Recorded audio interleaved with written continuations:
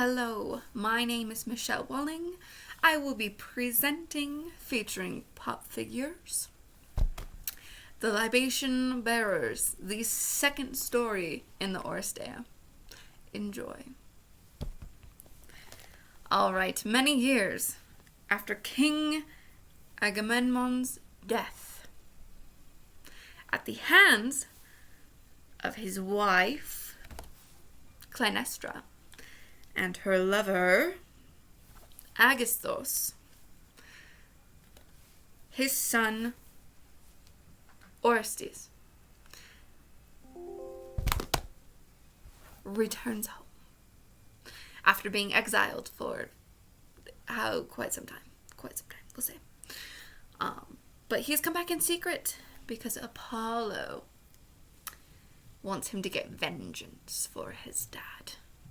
And Apollo says if you do not get vengeance, you will get leprosy or further exile or anything else that's super bad.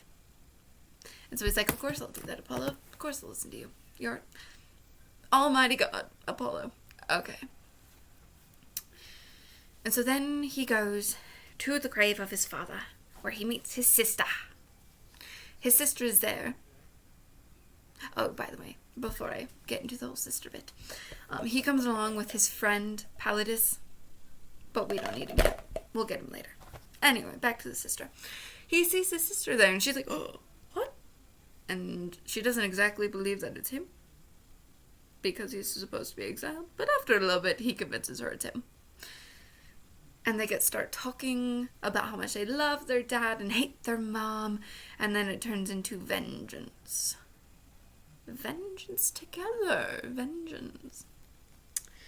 And they decide vengeance is the right course. And they pray. They pray for Agamemnon's spirit to help them get vengeance. But then they get happy talking about their dad again, and so happy. And then the chorus comes along, and they're like, no happiness ever.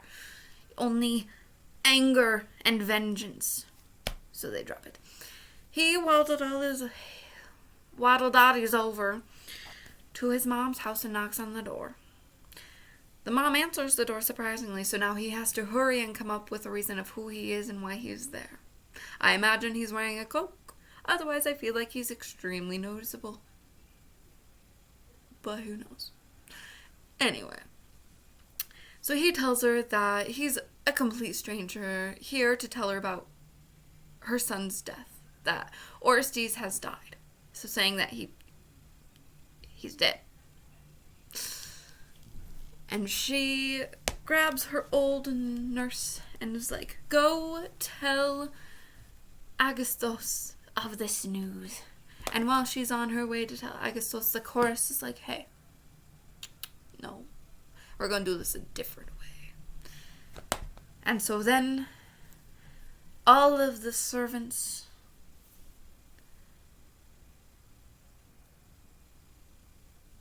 announce the death instead. All right. So the servants announce the death, and they're screaming and crying, telling Clytemnestra to come here, that something has happened. And when she comes into the room, she sees this sight. The sight of Orestes on top of Aegisthus' body. Super messed up, all that fun stuff.